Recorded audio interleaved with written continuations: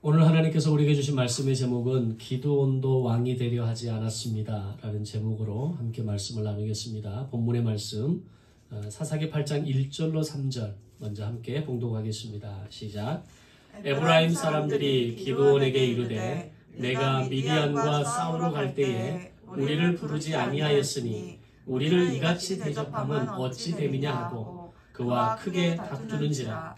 기드온이 그들에게 이르되 내가 이제 행한 일이 너희가 한 것에 비교되겠느냐. 에브라임의 끝물 포도가 아비에셀의 만물 포도보다 낫지 아니하냐. 하나님이 미디안의 방백 오렙과 스앱을 너희 손에 넘겨주셨으니 내가 한 일이 어찌 능히 너희가 한 것에 비교되겠느냐 하니라. 기드온이 이 말을 하매 그때에 그들의 노여움이 풀리니라. 아멘. 22절 23절 말씀 시작. 그때에 이스라엘 사람들이 기드온에게 이르되 당신이 우리를 미디안의 손에서 구원하셨으니 당신과 당신의 아들과 당신의 손자가 우리를 다스리소서 하는지라. 기드온이 그들에게 이르되 내가 너희를 다스리지 아니하겠고 나의 아들도 너희를 다스리지 아니할 것이요 여호와께서 너희를 다스리시리라 하니라. 아멘. 여호수아와 만나 세대의 가나안 정복 전쟁이 성공적으로 마쳐지고 이제 남은 가나안 정복은 각 지파에게 분배되어진 땅에서 각 지파가 감당해야 할 몫으로 남겨지게 됩니다. 이 과정에서 갈렙은 가장 존경받는 어른에 속하면서도 가나안 땅 가운데 가장 험하고 강한 땅 헤브론을 내게 주소서라는 것을 외치게 됩니다. 갈렙과 함께 또 한 명의 존경받는 어른이었던 모세의 뒤를 이었던 지도자 여호수아도 맨 마지막까지 자신의 소유권을 먼저 주장하지 않고 남아있는 땅을 자신이 속한 지파의 땅으로 받게 됩니다. 그리고 이 모든 분배 과정이 마쳐졌을 때 여호수아 자신도 역시 모세처럼 왕이 되려 하지 않을 것이고 오늘 나와 내 집은 오직 제사장 나라에 충성된 신하로 종으로 남겠다라는 고백을 하게 됩니다. 그리고 여호수아는 모세가 120세의 나이에 모든 사명을 마치고 죽었던 것처럼 자신도 110세의 나이에 사명을 다 마치고 죽게 됩니다. 이후에 가나안 땅을 살아가는 이스라엘 백성들은 새로운 시대를 살아가게 되는데 그 이름을 사사시대라고 붙여지게 됩니다. 사사시대를 한마디로 평가한다면 각기 자기 소견에 옳은 대로 행하였던 350년의 암흑의 역사였다라고 말할 수 있습니다. 왜 이 기간을 암흑의 시대라고 평가하는가라는 걸 생각해 보면 여호수아와 당시에 함께했던 각 지파의 장로들, 소위 어른의 역할을 하는 사람들이 다 죽고 난 이후에 남아있는 새로운 만나 세대의 후손들은 그들의 마음속에 새겨진 어떤 제사장 나라의 법도 그리고 그 법을 기억하고 지키는 사람도 없었다라는 겁니다. 제사장 나라의 법이 존재하지 않고 그 법을 지키는 사람이 없었다라고 하는 것은 더 이상 하나님의 주권이 인정되지 않았다는 것이고 그것은 곧 제사장 나라의 법은 있을지 모르지만 그 제사장의 나라라고 하는 무늬만 존재하는 시대, 바로 그때가 사사시대라고 일컬어지는 시간이었습니다. 그로 인해서 이스라엘 백성들은 이미 정복한 땅마저도 가나안 족속들에게 빼앗기는 상황을 맞이하게 되고 더 나아가 주변의 나라, 즉 동서남, 서쪽은 지중해니까 냅두고 동남북에 있는 각 지역의 주변의 나라들에게 침략을 당하거나 땅을 빼앗기거나 수십 년의 시간 동안 식민지 백성의 수모를 당하는 그런 시간이 이 350년의 시간 가운데 계속해서 반복적으로 일어나게 됩니다. 이것은 레위기 26장에서 말씀하셨던 것처럼 제사장 나라의 법을 지키지 않을 때 바로 그들에게 내리시겠다라고 말씀하신 징계, 1단계 징계인 흉년과 2단계 징계였던 수탈이 반복되는 삶이 그들에게 실제로 펼쳐지게 되었던 겁니다. 아무리 움켜쥐는 삶을 살고 더 잘 살기 위해 몸부림치는 삶을 살아도 그들은 배고픔을 경험했고 오히려 더 많은 것들을 빼앗기는 수치와 수모를 당하는 삶을 겪어야 했던 겁니다. 반대로 제사장 나라의 법을 잘 지키게 되면 국방과 경제를 책임져 주실 것이고 묵은 곡식이 아닌 새 곡식을 먹게 될 것이라는 그 분명한 복이 있었음에도 불구하고 이것을 만나 세대가 자신의 자녀 세대들에게 제대로 가르치지 않았음으로 인해서 여호수아 이후에 그런 하나님의 복을 한 번도 경험하지 못하고 살아갔던 시간이라는 겁니다. 이것은 오늘 우리에게 매우 중요한 메시지를 주는 말씀입니다. 우리가 어떻게 하면 복을 받을 수가 있는가? 하나님께 복받는 인생으로 살아가는 비결은 무엇인가? 라고 할 때 그 비결은 매우 분명합니다. 나에게 주신 하나님의 말씀과 명령을 순종함으로 지키며 살아내는 겁니다. 내가 지키고 살아야 할 그 말씀에 대해서 아주 분명하고 단순하고 직접적으로 말씀하신 것이 있는가 하면 때로는 깊은 묵상과 삶의 결단을 통해서 우리에게 순종을 말씀하시는 매우 정교하고 섬세한 말씀들도 있다라는 겁니다. 근데 그것이 어떤 형태로의 말씀이든 간에 오늘 내게 주신 명령에 대해서 또는 내가 묵상하고 깨닫는 말씀에 대해서 오늘 그 말씀을 지키고 살아낼 때 오늘 우리의 인생 가운데 하나님의 나라가 완성되는 것입니다. 바로 그것은 오늘 우리의 인생 가운데 하나님의 복이 임하게 된다는 것을 말씀하고 있는 겁니다. 반대로 우리에게 주신 그리고 나에게 주신 그 하나님의 명령, 그 하나님의 말씀을 지키지 못하고 살아내지 못하게 되면 이 땅의 삶을 살아가는 동안 하나님의 복이라고 하는 것에 대해서는 경험하지 못하고 살아갈 수밖에 없다는 겁니다. 그렇다면 하나님의 법을 지킨다는 것은 무엇을 말하는 것일까요? 그것은 하나님의 나라를 살아낸다라는 것을 말합니다. 그럼 하나님의 나라를 살아낸다라는 것은 뭘 말하는 걸까요?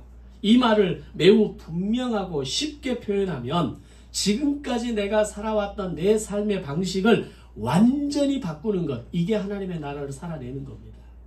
이것이 하나님의 내게 주신 말씀을 지키며 살아내는 겁니다.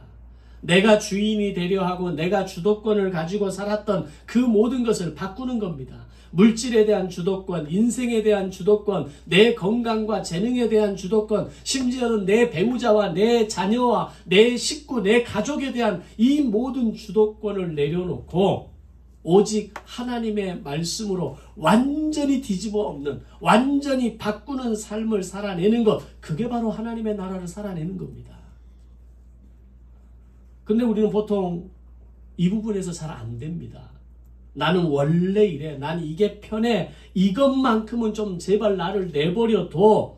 라고 살아가는 그 뭔가가 꼭 남아있다는 겁니다. 그래서 하나님께서 내게 명령하신 법과 기준에 대해서 순종하고 내게 주신 말씀을 통해 감동을 통해 오늘 내게 그렇게 살면 안 된다라고 말씀하실 때 그 말씀에 대해서 온전히 순종하기가 어려운 겁니다. 내가 절대로 놓치고 싶지 않은 그 마지막 한 부분만큼은 인간이 잘 안 변한다는 겁니다. 그것은 우리 저에게도 그리고 여러분 각자 자신에게도 그 무엇인가 마지막 하나 절대로 바뀌지 않는 것이 있다는 겁니다. 하나는 그나마 다행이죠. 훨씬 더 많은 것들이 오늘 내 안에 완전히 바뀌지 못하고 완전히 뒤집어지지 못하고 오늘 내 삶의 모든 영역에서 하나님의 주권을 인정하지 못하고 살아가는 것이 남아있다는 겁니다. 오늘 바로 그 부분까지 바로 거기까지 나의 삶의 방식을 완전히 바꾸는 것이고 내가 생각하고 사고했던 패턴을 바꾸는 것이고 완전히 새로운 피조물로 거듭나는 것입니다. 그래서 고린도후서 5장 17절에서 이렇게 말씀합니다. 그런즉 누구든지 그리스도 안에 있으면 새로운 피조물이라 이전 것은 지나갔으니 보라 새 것이 되었다라고 말씀합니다. 과연 어떤 삶을 살아가는 그리스도인에게 이런 선언이 가능한 것이겠습니까? 내가 살아왔던 삶의 방식, 나의 기준과 생각을 완전히 바꾸어 살기를 원하는 사람에게만 주어지는 대선언입니다. 날마다 내게 주시는 말씀 앞에 오늘도 내가 새로운 피조물로 거듭나야 될 모습이 무엇일까? 오늘 내게 주시는 이 감동의 말씀, 오늘 내게 때로는 강력하게 나의 살을 헤집고 들어오는 통증을 느낄 만큼, 고통을 느낄 만큼의 그 말씀 앞에서도 순종하고 내가 한번 살아내 보겠습니다. 내가 한번 하나님의 나라를 지키며 하나님의 주권을 인정하며 살아보겠습니다라고 결단할 때 바로 그에게 붙여지는 그런즉 누구든지 그리스도 안에 있으면 새로운 피조물이라. 이 엄청난 평가와 이 선언을 받을 수 있는 그리스도인이 되는 겁니다. 근데 여전히 우리는 포기하지 않고 내려놓지 않고 내 고집과 아집으로 이것만큼은 놔두세요. 이것만큼은 제발 좀 건드리지 마세요. 이건 제 마지막 자존심이에요. 이렇게 말하고 살아가고 있는 것들이 있다라는 겁니다. 바로 사사시대를 살아가는 이스라엘 백성들이 그랬습니다. 정작 출애굽을 경험하고 만나 세대를 살아낸 부모들이 있었지만 그들의 후손들은 정작 말씀과 명령과 기준이 아닌 각기 자기 소년에 오른 대로 행하였다라는 겁니다. 이것은 다시 말하면 먼저는 부모 세대였던 만나 세대가 자신들은 하나님의 언약의 말씀을 기억하고 자신들은 제사장 나라를 지키고 하나님의 주권을 인정하는 삶을 살았음에도 불구하고 내 자녀에게 제사장 나라의 거룩한 백성으로 살아간다는 것이 무엇인가에 대해서는 가르치지 않았다는 얘기입니다. 그리고 부모로부터 제대로 배우지 않았던 이 만나 세대의 후손들은 하나님 없는 백성으로의 모습으로까지 변질되어져 버렸던 겁니다. 먼저는 부모 세대가 가르치지 않은 것이고 그 다음으로는 하나님의 말씀에 대해서 귀담아 들으려 하지 않았던 바로 그들 자신의 문제였던 겁니다. 그 결과 350년의 역사 속에서 7번의 악순환의 사이클이 반복됩니다. 그들의 삶이 평안하고 살만할 때 그들은 어김없이 가나안의 우상을 찾아 섬기기 시작하고 하나님 없는 삶을 살기 시작했습니다.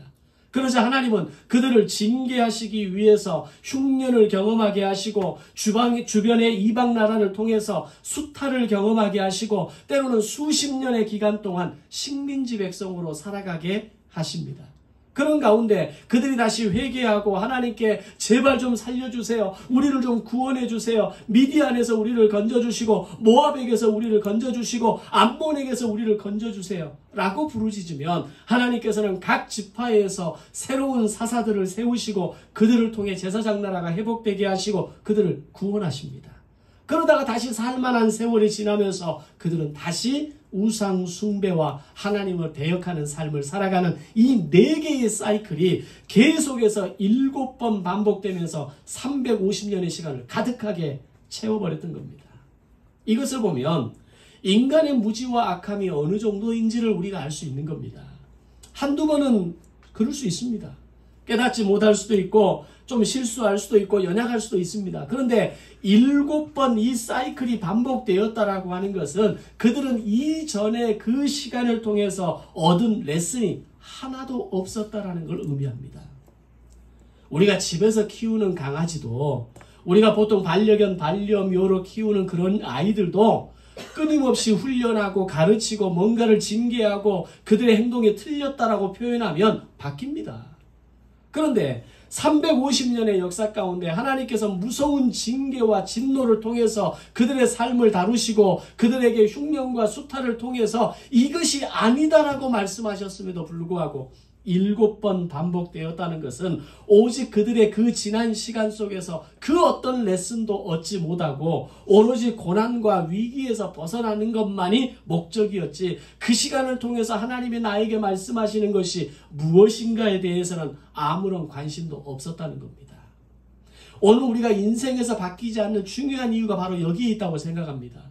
내가 어떤 시련을 경험할 때, 내가 고난을 경험할 때, 내 마음의 인생의 공허함을 경험할 때 오늘 하나님께서 나에게 이 시련과 이 강야와 같은 고난을 경험하게 하시는 이유가 뭘까에 대해서 묵상하고 하나님께 기도하고 부르짖으며 나아간다면 2번, 3번의 실수를 반복하지 않는다는 겁니다.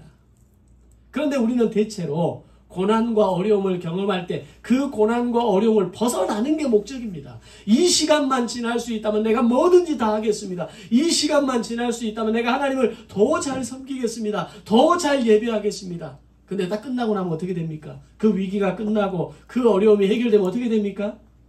우리 옛말로 화장실 들어갈 때 마음과 나올 때 마음이 다른 격이 되는 겁니다.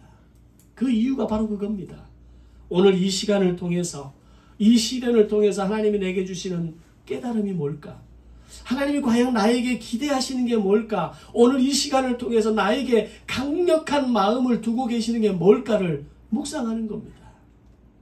오늘 우리도 이 광야 같은 인생을 살면서 인생이 막히고 꼬일 때, 인생이 답답하고 괴로울 때, 그동안 내가 지키고 쌓아왔던 모든 인생의 기반이 한 번에 무너질 때, 오늘 우리는 하나님 앞에서 나의 삶과 시간을 돌아봐야 한다는 겁니다. 그리고 하나님께서 나에게 말씀하시는 것이 무엇인지를 돌아보고 내가 바꾸어야 할 것이 무엇인지를 깨닫게 될 때, 오늘 우리의 인생에 진정한 하나님의 나라가 시작되는 겁니다. 우리가 하나님의 나라가 시작된다, 하나님의 나라를 살아낸다, 하나님의 나라가 이루어진다라고 말할 때 너무나 추상적으로 이해합니다. 하나님의 나라가 이루어진다는 것은 저절로 하나님의 나라가 뚝 떨어져서 생기는 게 아닙니다. 하나님의 나라를 살아낸다는 것은 내가 이 시간 예배에 앉아 있는 것이 하나님의 나라를 살아내는 것의 전부라고 생각하면 안 된다는 겁니다. 하나님의 나라는, 하나님의 나라의 임재는, 하나님의 나라의 완성은 내가 그 말씀을 지키며 살아낼 때 오늘 내 삶의 바운더리에 하나님의 나라가 넓어지는 겁니다. 하나님의 나라가 내 가정 속에 임하는 겁니다. 하나님의 나라가 내 직장에 임하는 것이고 하나님의 나라가 내 인생 가운데 임하는 것입니다. 그때에서야 오늘 나는 진정한 하나님의 나라의 부요함과 풍성함을 경험할 수 있다는 겁니다. 그리고 다시는 옛 모습이 나를 장악하지 않도록, 여전히 옛 모습 가운데 거하고 살아가지 않도록 결단하고 순종함으로 살아낼 때 우리의 하나님의 나라는, 나의 하나님의 나라는 계속해서 이어져서 영원한 하나님의 나라로까지 연결되어지게 되는 겁니다. 만약에 그런 시간이 이스라엘 백성들에게 있었다면 암흑기의 사사시대는 오래 가지 않았을 겁니다. 실제로 사사시대 이후에 사무엘이 다스렸던 20년의 시간을 통해 말씀이 회복되기 시작하고 그로 인해서 미스바 세대가 탄생되면서 나라의 경제와 국방이 회복되는 영광을, 빨리 회복되는 상황을 경험하게 되는 것을 보게 됩니다. 지난 350년 동안 풀지 못했던 숙제가 20년 만에 해결된 겁니다. 그 20년 동안 사무엘이 각 지역을 돌아다니면서 순회 예배자로서, 순회 선교사로서 하나님의 말씀을 각 지파에게 전하고 우리가 회개해야 됩니다. 우리가 돌이켜야 합니다. 우리가 하나님의 말씀을 지켜내므로 제사장 나라를 회복해야 됩니다. 이 메시지만 외쳤음에도 불구하고 20년 만에 350년의 역사를 청산했다는 겁니다.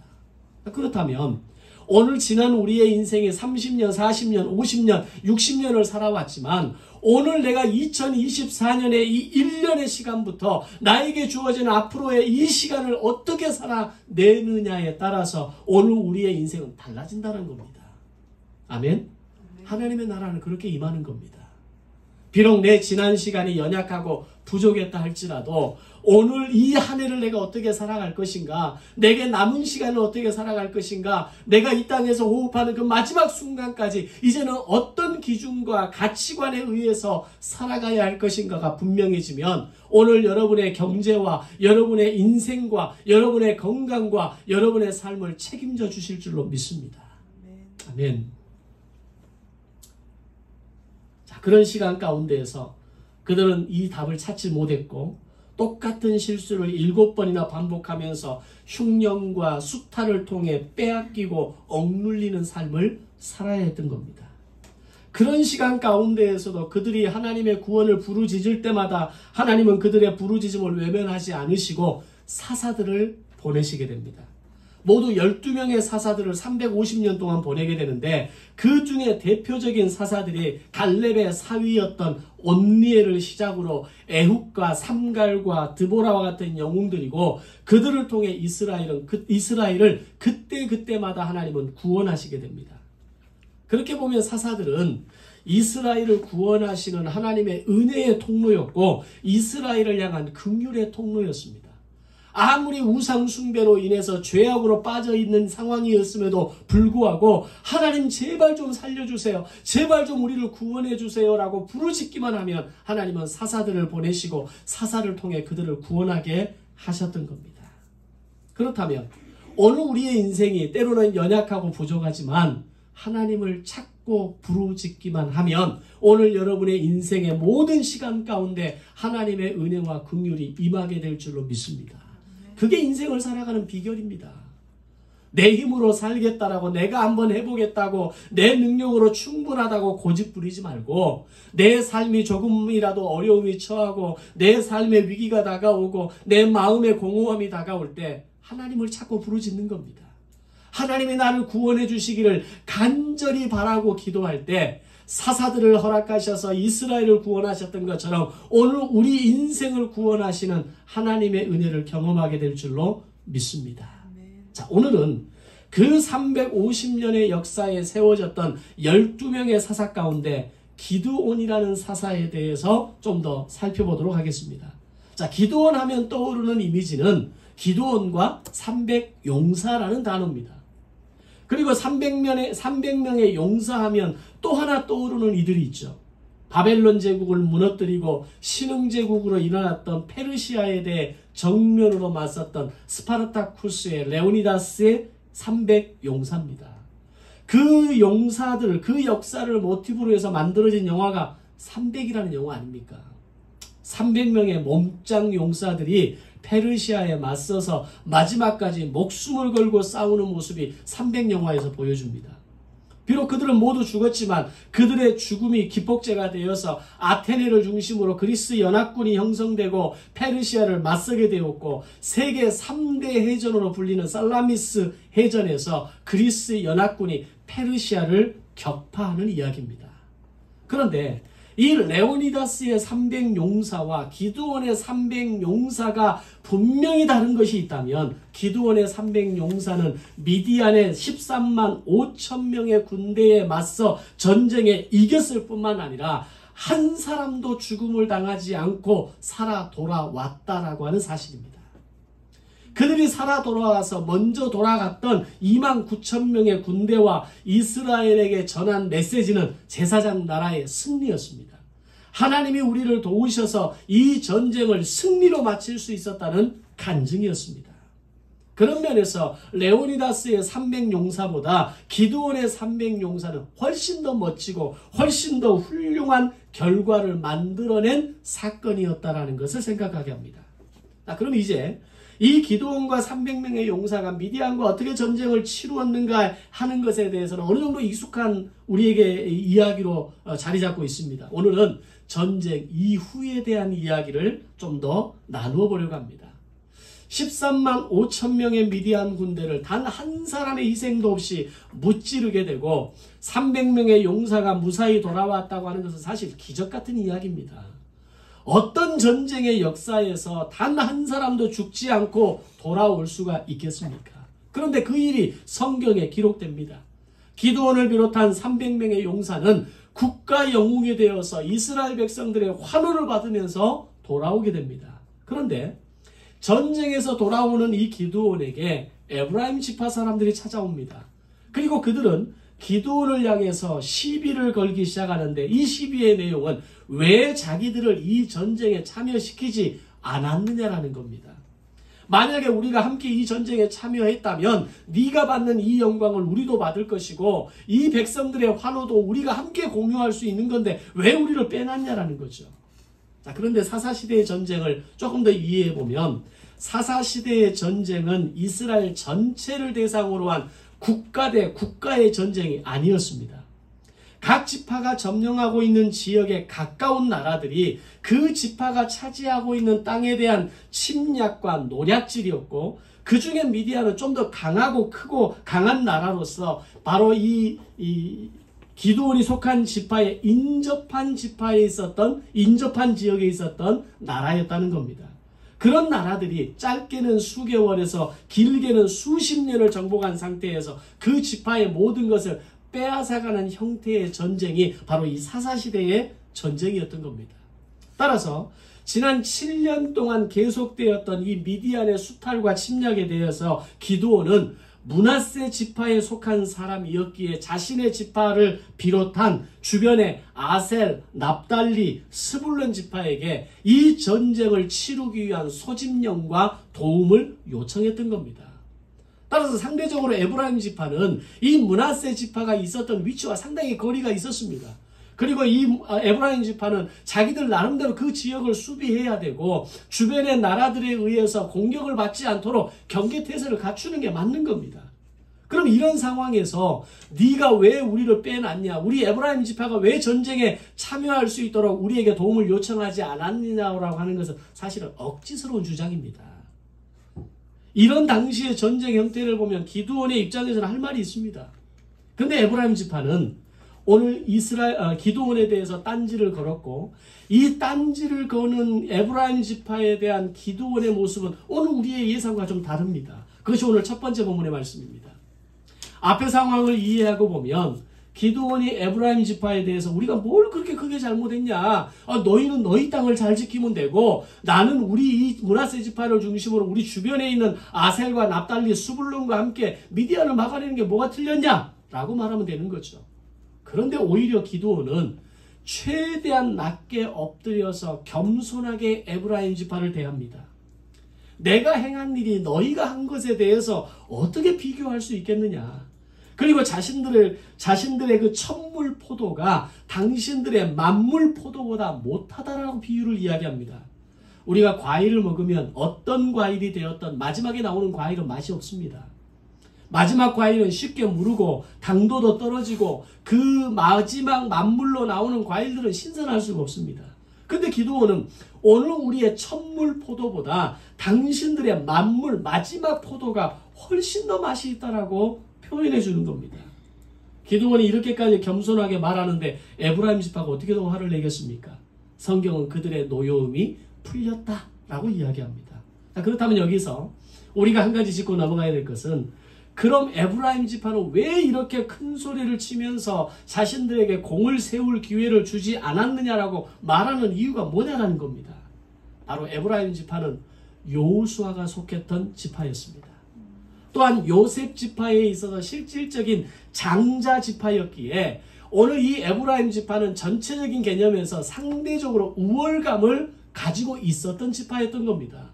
여호수아가 우리의 지파의 대장이었는데 그 여호수아를 통해서 가나안 정복 전쟁을 마쳤고 이 가나안의 모든 지역이 각 지파에게 주어진 것 아니냐? 그러면 이 에브라임 지파, 오늘 우리가 속한 이 에브라임 지파가 이 모든 지파에 있어서 장자 역할을 한다라고 스스로 생각하고 있었던 겁니다. 굉장히 어떻게 보면 교만한 생각이죠.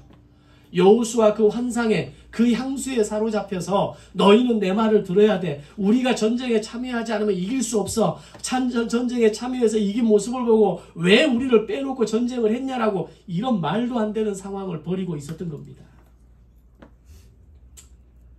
근데 이번에 므낫세 지파가 미디안을 물리쳤는데 그들의 숫자가 자그마치 13만 5천입니다.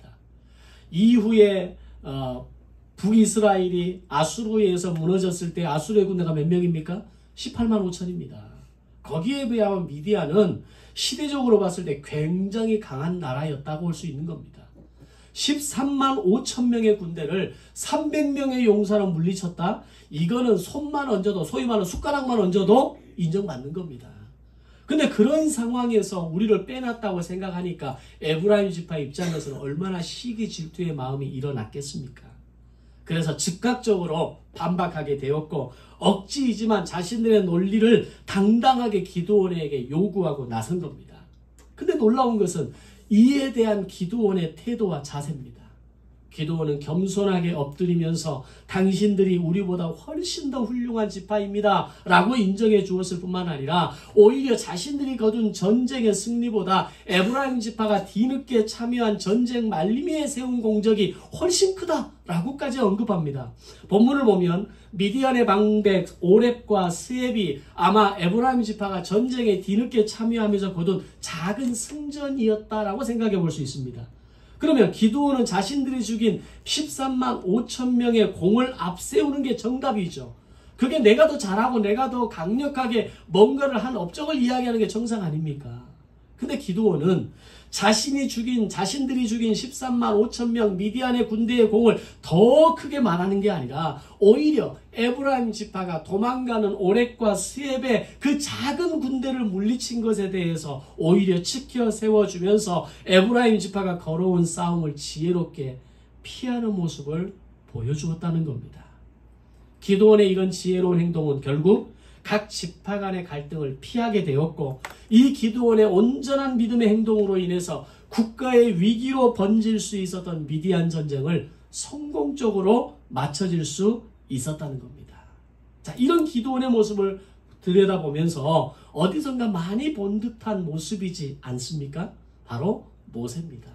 모세는 백성들이 자신을 원망하고 자신을 돌로 쳐 죽이려 하는 그 마지막 순간에서도 하나님과 이스라엘 백성들 앞에 엎드릴 수 있는 사람이었습니다. 내가 지도자인데, 내가 과거에 6개월의 바로와의 대결을 통해서 너희들을 건진 사람인데, 너희들을 구원한 사람인데, 나는 하나님이 나를 세우셔서 내가 백성의 지도자로 세워진 사람인데 너희들이 어떻게 나한테 그럴 수가 있어라고 그들의 목을 치지 않았다는 겁니다. 심지어는 그의 누이 미리암과 그의 형 아론이 야 너만 지도자냐, 너만 잘났냐라고 이야기할 때 그 형들에 대해서 그 어떤 주장도 이야기하지 않습니다. 내가 잘못했습니다. 내가 이방 여인을 아내로 삼은 것이 내 실수입니다. 그 어떤 항변도 그 어떤 지도자로서의 강력한 고난을 내세우는 모습이 성경에 기록되지 않습니다. 오늘 기드온이 바로 그 모세의 모습을 살아내고 있는 겁니다.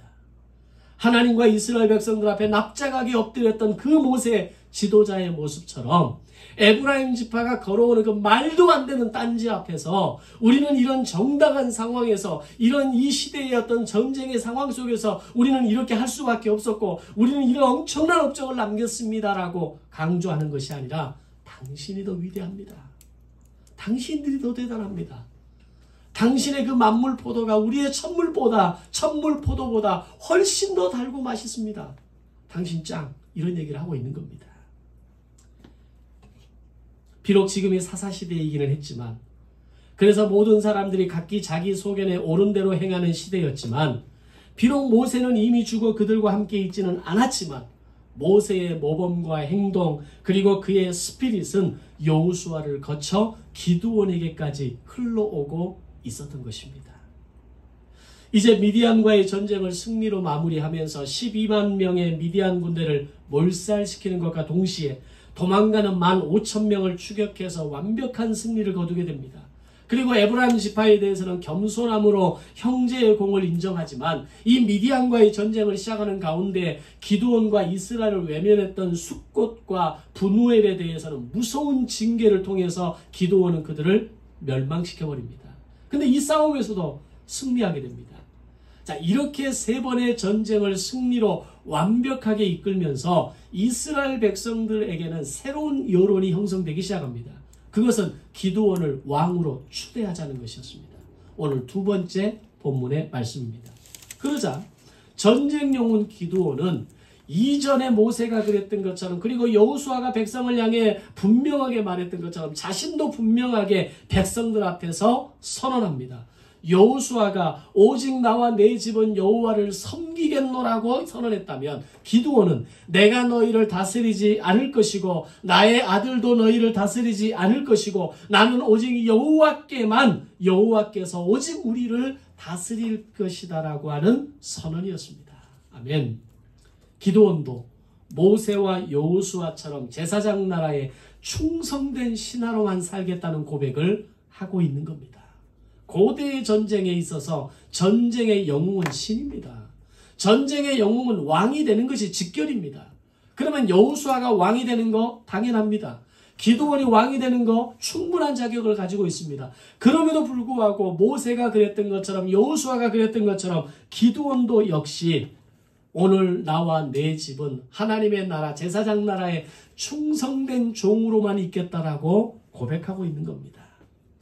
사실 이스라엘 백성들에게 있어서 기드온이라는 인물은 여호수아에 대한 향수를 담고 있는 영웅이었습니다. 과거 우리 지금 이 정치 현실도 보면 정치 속에서 정말 괜찮은 대통령이 세워지지 않을 때, 나라의 국정 운영이 어렵고 힘들 때 어느 한 일부의 사람들이 자꾸 옛 어떤 대통령에 대한 향수를 끄집어냅니다. 그때가 그래도 좀 나라가 발전할 수 있었고 뭐 이런 이야기를 하는데 사실은 뭐 의미 없는 이야기죠. 그렇게 해서도 안 되는 이야기고 그런 지도자가 다시 새로운 지도자가 세워져서도 안 되는 겁니다. 어쩌면 이스라엘 백성들에게는 기드온은 그런 인물이었던 겁니다. 과거 여호수아를 통해서 5년간의 정복전쟁을 이끌면서 한 번도 패전하지 않고 완벽한 승리를 이끌었던 것처럼 이 기드온이 우리의 왕이 된다면 지금 동남북에서 우리를 이 이스라엘을 각 지파를 위협하는 모든 세력에 대해서 그들을 단칼에 끊어낼 수 있는 인물이 아니겠는가 이런 생각을 했던 거죠. 그가 다시 우리의 왕이 되어준다면 과거의 영광을 회복할 것이고 다시는 주변의 나라들이 우리를 건드리지 못할 것이라는 기대가 이스라엘 백성들에게 있었던 겁니다. 그런데 기드온은 여기에 속아 넘어가지 않습니다. 내가 뭔가 되었다라고 착각하지 않습니다. 내가 전쟁을 이겼다라고 내가 이 전쟁을 이긴 장본인이라고 착각하지 않았다는 겁니다. 전쟁은 하나님의 손에 있고 국가 경영은 하나님의 손에 있고 우리가 이 나라의 동남북의 모든 경계를 아무리 강력하게 지킨다 한들 제사장 나라의 말씀의 기준을 지키지 않으면 오늘 우리의 이 안전은 보장할 수 없다는 것을 기드온은 알았던 겁니다. 그래서 모든 백성들 앞에서 여호와께서 우리를 다스리시리라 이런 선포를 할 수 있었던 겁니다. 진정한 주권을 가진 왕은 하나님이시며 우리는 모두 그분의 충성된 신하라는 것을 헷갈리지 않았다는 겁니다. 이것이 당시 제사장 나라를 살아내는 모범이었습니다. 오늘 우리가 인생을 살면서 헷갈리는 게 바로 이런 겁니다. 내가 좀 뭔가 된 것 같고 내가 좀 뭔가 할 수 있을 것 같고 내 힘으로 할 수 있다는 착각 속에 빠지게 되면 내 인생의 시간 속에 하나님의 주권은 존재하지 않습니다.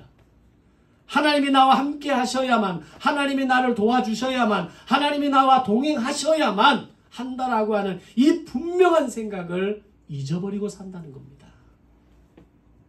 하나님의 나라를 살아낸다는 것은 오늘 나의 삶의 모든 시공간 가운데 오직 그분의 주권을 인정하고 하나님의 말씀을 기억하고 그 말씀을 지키며 살아내는 것, 그것이 제사장 나라를 살아냈던 기드온처럼 하나님 나라를 살아내는 오늘 현대의 그리스도인의 모범이 되는 것입니다. 오늘 우리가 그 하나님의 나라를 살아내는 모범을 만들어야 합니다. 나의 생각이나 가치관과 경험에 인생을 주장하지 않고 내가 살아왔던 삶의 방식을 완전히 바꾸고 뒤집어 엎으면서 이것만큼은 건드리지 마세요. 이것만큼은 저의 마지막 자존심이에요. 라고 버티는 것이 아니라 나의 삶의 방식을 전부 바꾸는 결단이 필요한 것입니다. 그래서 하나님의 마음을 만져드릴 수 있는 하나님 나라의 충성된 백성, 내게 붙여주신 사람들의 마음을 만져주며 함께 하나님의 나라를 이루어갈 수 있는 신실한 그리스도인, 바로 그들이 있는 곳이 오늘 우리가 만들어가야 할 하나님 나라의 거룩한 시민의 모델이 되는 것입니다. 오늘은 종료주일로 지키는 날이고 한 주간 고난주간으로 지켜지게 됩니다. 우리가 하나님의 나라를 살아낸다라고 하는 것은 이 한 주간의 삶을 통해서 그리스도의 십자가를 기억하고 살아내는 것을 의미합니다. 오늘 나의 이 삶의 습관에 남아있는 어둠의 습관, 연약함의 습관, 늘 실수하고 이 실수가 반복되는 이 삶의 패턴들을 이 한 주간 고난주간을 통해서 완전히 끊어내고 완전히 바꾸어내는 삶을 살아내시기를 주님의 이름으로 축원합니다. 주님이 나를 위해 십자가에서 죽으시고 몸이 찢기시고 물과 피를 다 쏟아내셨다면 우리가 못하는 게 뭐가 있겠습니까? 하지 못할 것이 무엇이 있겠습니까? 결단하지 못하는 것이 무엇이 있겠습니까? 도전해보는 겁니다. 십자가 앞에 순종함으로 나아가는 겁니다. 오늘 이것을 내가 끊어낼 수 있도록 하나님 나에게 지혜를 주시고 용기를 주옵소서. 하나님의 의지를 붙잡고 하나님의 그 용기를 붙잡고 하나님의 열심을 붙잡고 나아가는 겁니다. 바로 그것이 진정한 고난주간을 보내는 매뉴얼이 될 것이고, 그리고 다음 주 우리가 부활주의를 맞이하는 우리의 마음가짐이 될 것입니다. 오늘 그리스도의 몸과 피를 기념하며 참여한 오늘의 성찬식이 이 한 주간 하나님의 나라를 살아내는 거룩한 결단으로 이어지시기를 주님의 이름으로 축원합니다. 함께 우리 이 말씀을 기억하시며 기도하도록 하겠습니다.